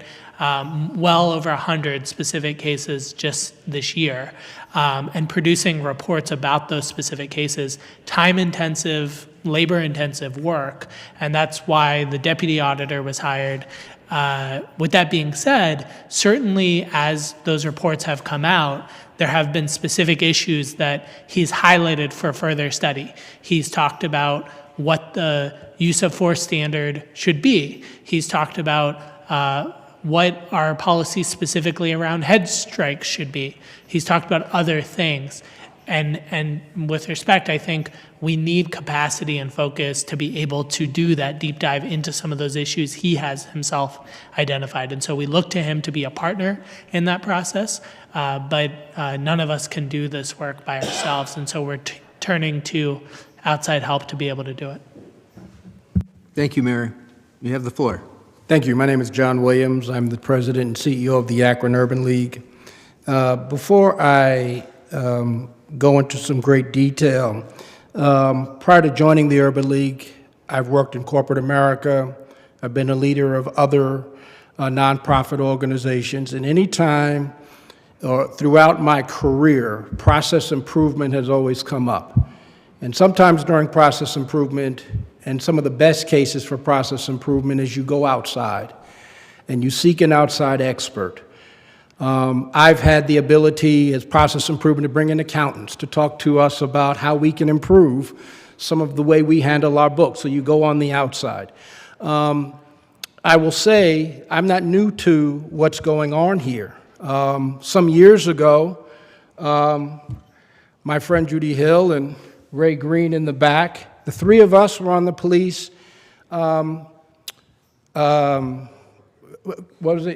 body camera committee. We spent months putting together a process for body cam, for the effective way of police wearing body cams. Only to, at some point in time, for that to go completely away because of a specific situation that then said, well, we have to do it this way, outside of what the agreed upon rules were. So I'm here representing the Akron Urban League, and I may be in a difficult situation, but I'm okay. The Akron Urban League actually supports this initiative for these reasons, or with these caveats. Let me be clear about that. We support process improvement. We support making sure that we can get the right information in. But it's more important beyond the report. We've had many a report come through this council. We've seen many recommendations come through this council, only for naught. So with this support, we will be looking for teeth and we will be looking for applicable action post a report.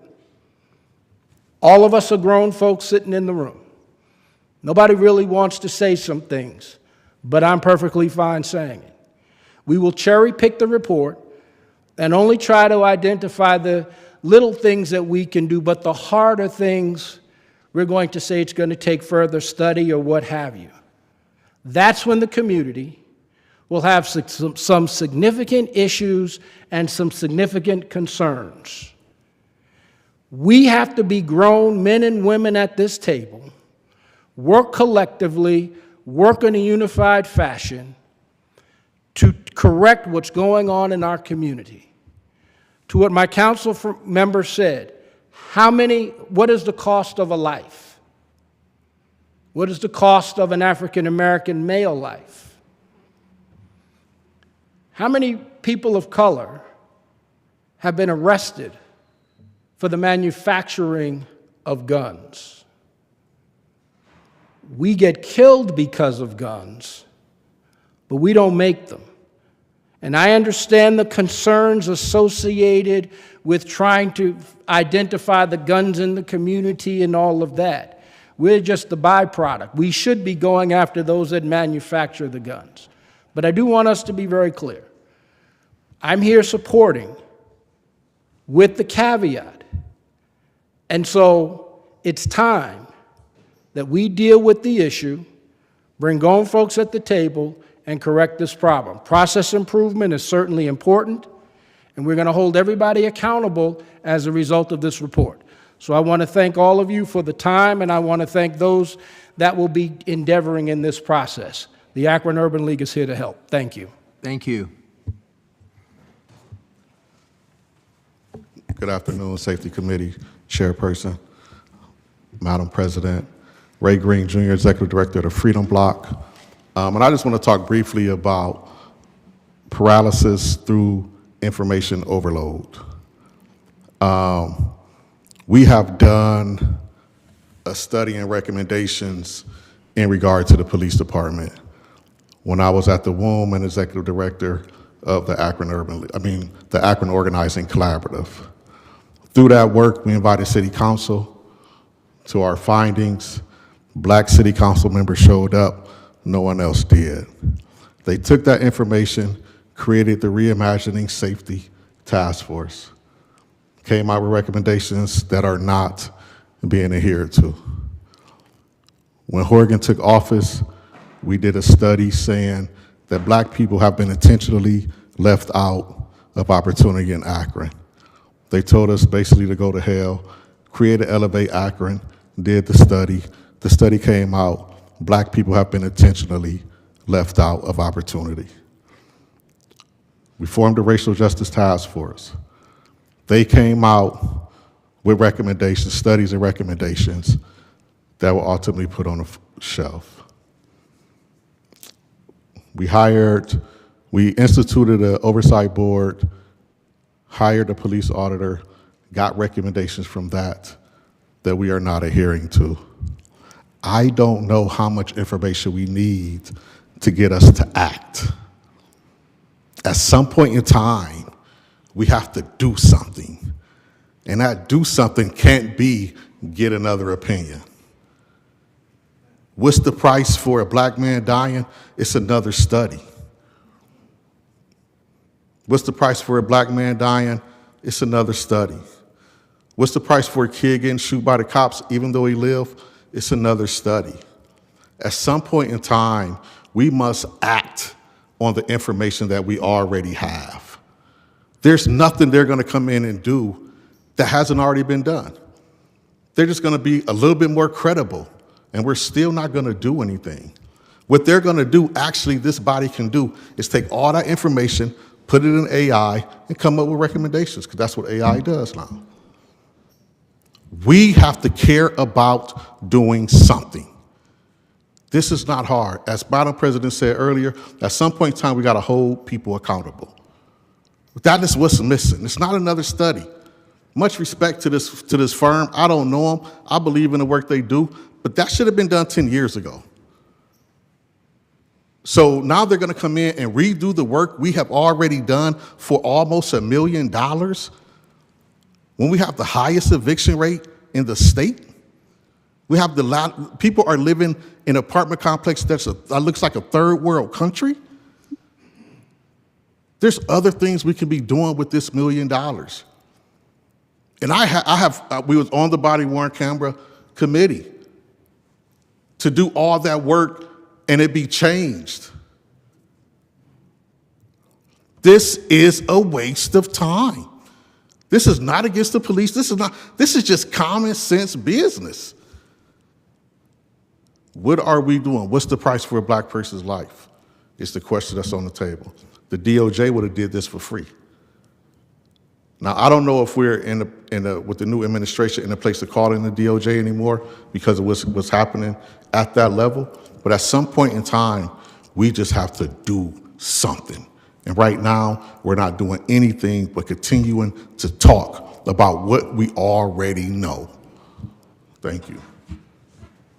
Thank you.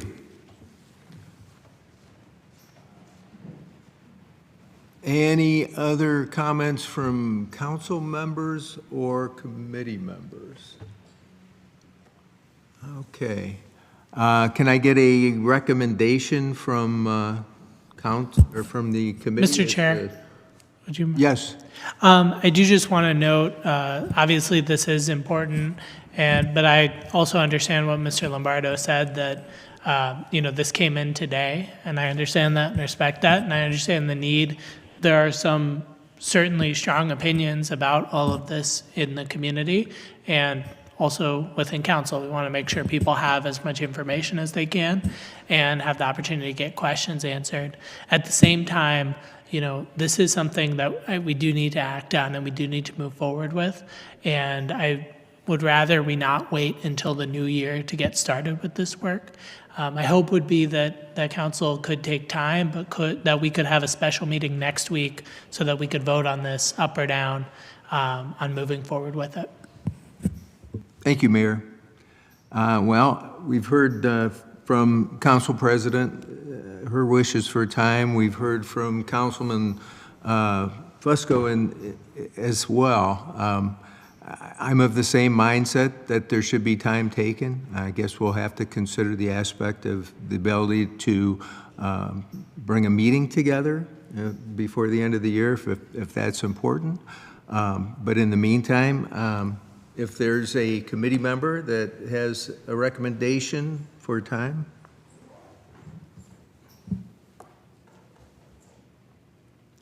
And Mr. Chair, if I can, out of respect for what the mayor is asking, if it is, this body's desire and will, we can hold a virtual meeting to make sure that this is passed this year. Thank you, Madam President. I make a motion that the committee take time on this. Is there a second? I will second that. All in favor? Aye. Nay. Aye. Nay. Could I do a roll call vote Yes, on that, please. Mr. Chair? McKittrick? Aye. Lombardo? Nay. Hannah? Nay. And Davis? Aye. The vote is 2-2. And if you can, Mr. Chair, just be clear in terms of what the vote is. We are asking for time. This committee is asking for time, and I want to make sure the committee has an understanding of what we're asking. Mr. Chair, I did not understand that. We're going to be on, Excuse me, could you come to a microphone? Those online are going to have a hard time hearing you without that. Thank you. yes, Mr. Chair, we're going to be on recess next week, right? So we Correct. have a special meeting next week? That's what Madam President had just stated. Yes, that's correct. Okay. So my vote, can I change my vote? Yes. Okay. My vote is to have time, take time.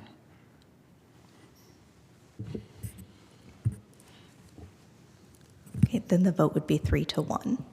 Okay. Time will be granted. Okay, well, we have nothing further to come before public safety, and I want to thank everybody for coming down today, and we will be adjourned. Thank you. Our final committee meeting of the day is the Budget and Finance Committee, which will begin in just a few minutes. Thank you.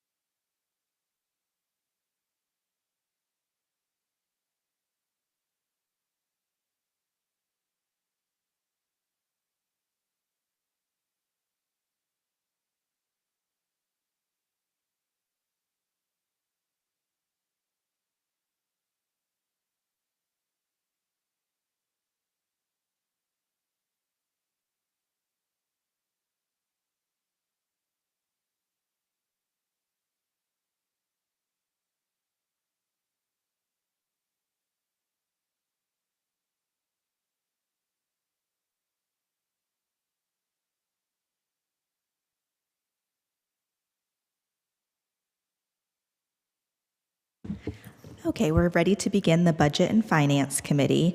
Again, those committee members are Lombardo, Amobian, Fusco, Boys, and Bolden.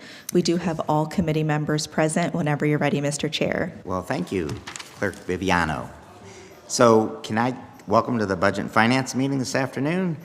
Can I get a motion to approve last week's meeting minutes? So moved.